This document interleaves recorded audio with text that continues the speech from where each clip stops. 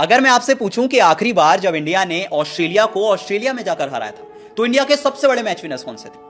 चलिए एक छोटा सा मैं गेस करता हूं। आई एम श्योर आपके मन में दो प्लेयर्स का नाम जरूर आएगा, एक ऋषभ पंत का और एक शुभमन गिल का, क्योंकि ये दो प्लेयर्स ऐसे हैं जिन पर अक्सर ये बात की जाती है कि उन्होंने गाबा टेस्ट जिताया, जिसकी मदद से इंडिया ने ऑस्ट्रेलिया को ऑस्ट्रेलिया में जाकर हराया। अब आपके मन में किसी भी प्लेयर का नाम आए, बट मेरे हिसाब से अगर इंडिया ने ऑस्ट्रेलिया को ऑस्ट्रेलिया में जाकर हराया तो सबसे बड़े हीरो थे चेतेश्वर पुजारा और अजिंक्य रहाणे। अगर आपने वो पूरी सीरीज ध्यान से देखी तो आपको समझ आएगा कि रहाणे और पुजारा का कंट्रीब्यूशन कितना था। लेकिन अब सवाल यह है कि ना रहाणे इंडियन टीम में है और ना पुजारा इंडियन टीम में है, और इस साल आपको फिर से ऑस्ट्रेलिया में जाकर खेलना है। आपके पास मौका है कि आप ऑस्ट्रेलिया में उन्हीं को हराकर जीत की हैट्रिक लगा सकते हैं। लेकिन जीत की हैट्रिक लगाने के लिए इस बार ना पुजारा होंगे ना रहाणे होंगे। तो सवाल यह है कि रहाणे और पुजारा का रिप्लेसमेंट कौन बनेगा?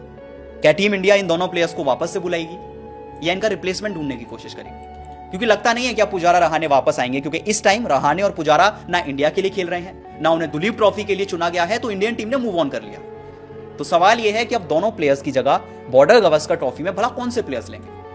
अब ऐसा ही एक सवाल दिनेश कार्तिक से पूछा गया कि भाई आपको क्या लगता है बॉर्डर गावस्कर ट्रॉफी में इस साल रहाणे और पुजारा की जगह कौन ले सकता है? तो दिनेश कार्तिक ने कहा कि देखिए मुझे लगता है कि पुजारा को रिप्लेस कर सकते हैं शुभमन गिल और अजिंक्य रहाणे की जगह ले सकते हैं सरफराज खान।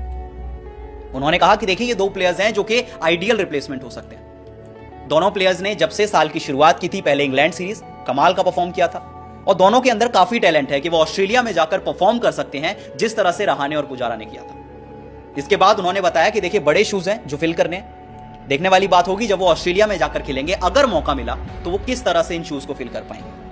अब वैसे बात तो सही है, जब इंग्लैंड के अगेंस्ट इंडिया ने टेस्ट सीरीज खेली थी तो दोनों प्लेयर्स का परफॉर्मेंस कमाल का था। शुभमन गिल ने 5 मैच में 450 रन बनाए थे 56 के एवरेज से, 2 सेंचुरी लगाई थी, 2 हाफ सेंचुरी लगाई थी। सरफराज खान जिन्हें सिर्फ 3 मैच खेलने का मौका मिला, उन्होंने 200 रन बनाए थे, 50 के एवरेज थे, 3 50s लगाई थी, और सबने मान लिया था कि अब हमारा मिडिल ऑर्डर में सरफराज की जगह पक्की है और टॉप ऑर्डर में शुभमन गिल की जगह पक्की है।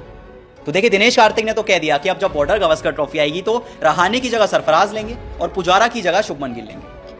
अब ये हो पाएगा या नहीं ये तो जब सीरीज आएगी तब पता चलेगा, लेकिन रहाणे और पुजारा, भाई आपने अगर पिछली बॉर्डर गावस्कर ट्रॉफी देखी होगी तो इन दोनों का परफॉर्मेंस बहुत ज्यादा इंपॉर्टेंट था। सबसे पहला टेस्ट मैच याद कीजिए जब इंडियन टीम 36 पे ऑल आउट हो गई थी और पहला ही मैच हार गई थी।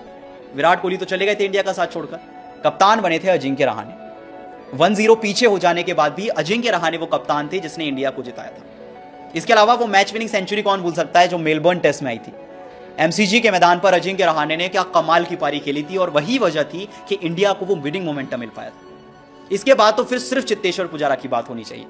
सिडनी टेस्ट में 50 रन बनाए थे 176 बॉल पे, 77 रन बनाए थे 205 बॉल पे, और द ग्रेट गाबा टेस्ट में उन्होंने 94 बॉल पे 25 रन बनाए, 211 बॉल पे 56 रन बनाए।